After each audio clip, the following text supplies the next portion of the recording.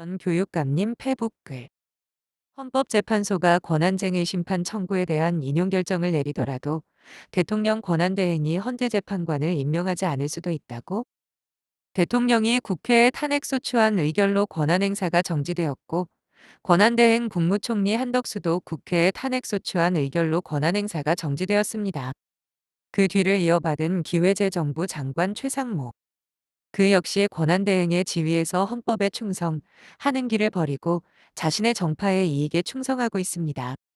국회의장은 국회가 선출한 헌법재판관 후보자 1인에 대한 임명을 권한대행 최상목이 유보하고 있는 행위를 헌법적으로 문제 삼았습니다. 그 결과 권한대행 최상목이 헌법재판관 임명을 미루는 부작위가 국회의 헌법재판관 선출권을 침해하고 있다는 것을 이유로 헌법재판소에 권한쟁의 심판 청구를 했습니다. 이 사건에 대한 헌법재판소의 결정 선고가 눈앞에 와 있는 시점에 설사 헌법재판소가 권한쟁의 심판 청구를 인용하는 결정을 하더라도 즉 권한대행 최상목의 헌법재판관 임명 부작위가 헌법에 위반된다는 결정을 선고하더라도 권한대행 최상목은 그 결정에 따르지 않을 것이라는 소문이 떠돌고 있습니다. 권한대행 최상목의 그동안의 처신에 비추어 볼 때 그러한 소문은 단순한 기우가 아니라 어느 정도 개연성이 있어 보이는 것이 사실입니다. 저는 이런 상황에 대비해서 저의 페북 글을 통해 한 가지 제안을 했었습니다. 우리나라의 정치 수준으로 볼 때 앞으로 이런 일이 또 생기지 않으리라는 보장이 없다. 이 기회에 헌법재판소가 결정례를 만들어주면 좋겠다는 제안이었습니다.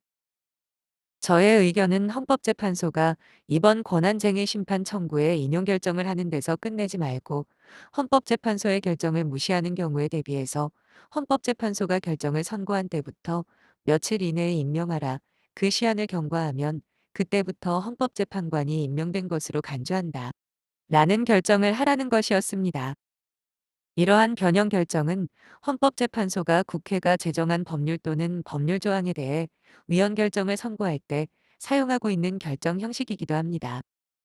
국회가 헌법재판소법을 개정해서 국회가 헌법재판관 선출 의결을 하고 정부에 통지한 때부터 며칠 이내에 임명하지 않으면 헌법재판관이 임명될 것으로 간주하는 조항을 만들 수도 있습니다. 저는 독일현 방헌법재판소법 제4조 제4항을 이곳에 적어놓기도 했습니다.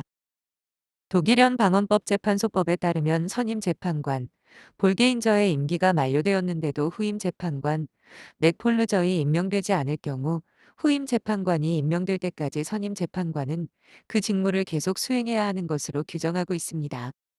독일에서는 실제로 그런 사례가 있었습니다. 선임 재판관은 빨리 나가고 싶어 하는데 후임 재판관이 들어오지 않아 힘들어하고 있다는 말도 들은 적이 있습니다.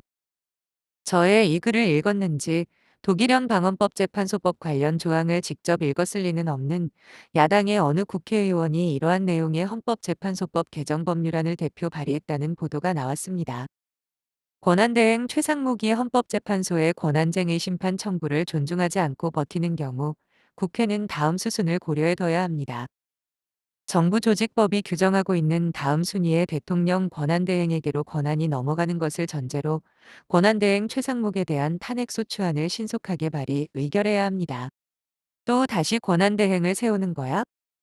라는 여론의 역풍을 염려할 수도 있지만 권한대행 최상목의 행위, 즉 반, 헌법적 행위가 여론 역풍의 기세를 어느 정도 꺾어놓고 있으므로 그런 역풍은 걱정하지 않아도 됩니다.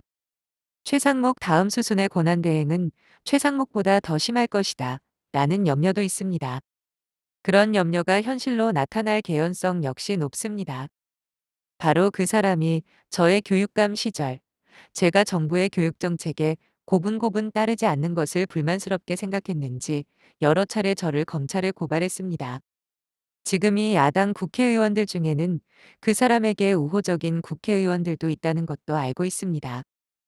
상황이 그렇다 하더라도 헌법재판소 결정에 헌법적 균위를 세우는 일에 국회가 주저해서는 안 됩니다.